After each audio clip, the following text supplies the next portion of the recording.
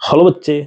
तो class 10th के जो भी लोग इस बार एग्जाम देने वाले हैं 2027 में, उनके लिए ये क्वेश्चंस जो है ना, बीपीटी थ्योरम जिसको बोलते हैं या फिर थेल्स थ्योरम बोलते हैं, काफी इंपॉर्टेंट है। इतना इंपॉर्टेंट है कि ये क्वेश्चंस अगर दिमाग में आपका रहता है तो समझिए कि 5 मार्क्स आपके हाथ में है। क्योंकि ये थ्योरम तो पूछता ही पूछता है, साथ ही साथ ना इससे रिलेटेड बहुत सारे क्वेश्चंस भी दे देता है एग्जाम में। तो ध्यान पूर्वक इसका कॉन्सेप्ट समझिए, बहुत ही आसान है समझे, लेकिन है बहुत इंपॉर्टेंट, क्योंकि इससे रिलेटेड ना बहुत सारा क्वेश्चंस ऑब्जेक्टिव में और सब्जेक्टिव में दोनों दे देता है।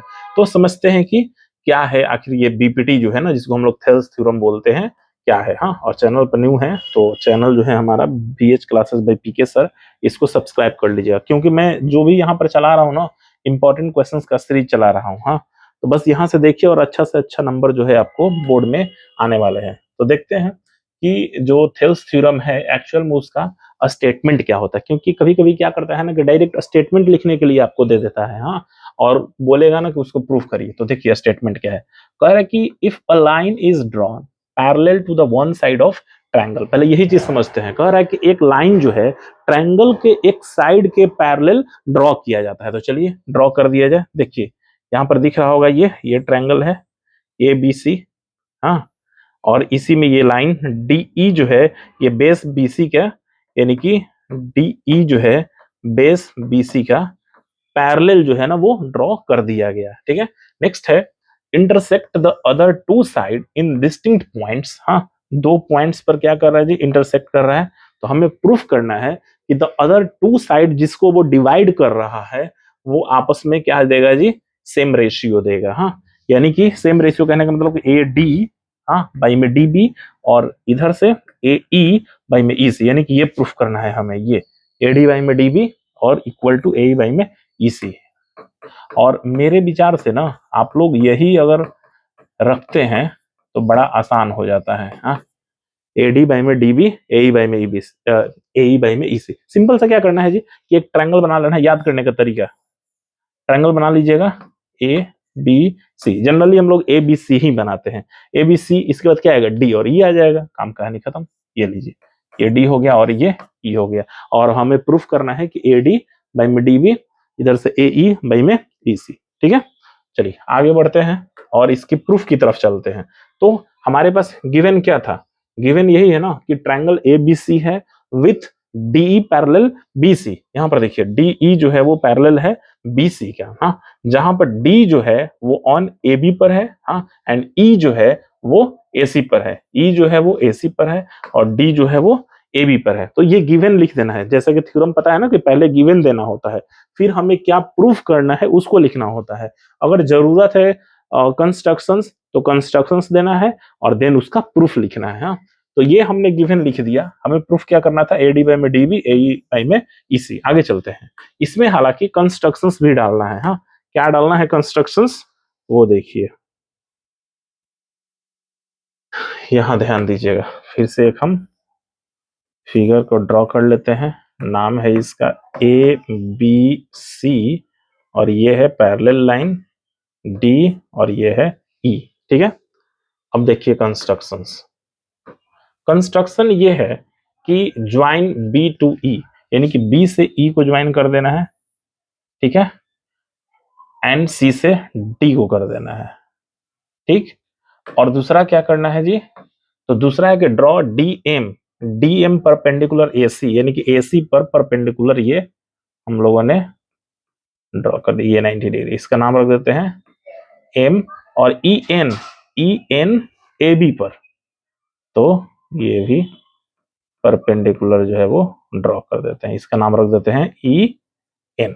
हाँ, ये फिगर जो है ध्यान में रखना होगा। सिंपल सा क्या है, नीचे वाले पार्ट को हमने ज्वाइन कर दिया और कंस्ट्रक्शंस में यहाँ से ई से एन परपेंडिकुलर ड्रॉ कर दिए ए बी पर, और इधर से डी एम परपेंडिकुलर ड्रॉ कर दिए ए सी पर। बस हो गया। अब क्या करेंगे हम लोग, अब प्रूफ की तरफ चलते हैं।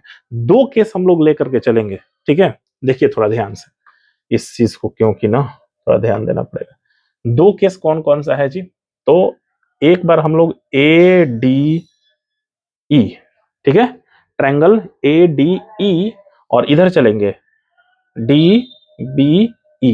ध्यान दीजिएगा ये, ठीक है, यानी कि ADE में इसका एरिया लिखेंगे और रेशियो में BDE का एरिया लिखेंगे। और फॉर्मूला क्या होता है, area of triangle is equal to, area of triangle is equal to formula होता है 1/2 into base into height. Simple सा वही फॉर्मूला जो है हम लोग यहाँ पर अप्लाई करने वाले हैं। हाँ, तो देखिए ADE का बात किया जाए, ये ADE का बात किया जाए तो 1/2 इंटू बेस, तो बेस क्या हो जाएगा जी, चूंकि ये परपेंडिकुलर डाले हम लोग तो AD और परपेंडिकुलर तो ये EN है ही, तो EN, ठीक है। और अब ये वाला पार्ट का BDE के लिए, तो देखिए इसके लिए लिखेंगे 1/2 इंटू बेस, इस बार बेस क्या बन जाएगा DB, ये वाले ट्रायंगल में BDE में, तो BD या लिखिए या DB लिखिए और परपेंडिकुलर तो वही रह जाएगा EN। देखिए तो हाफ और हाफ कैंसिल हो जाएगा, जैसे EN और EN कैंसिल हो जाएगा, AD में DB बच गया, AD में DB।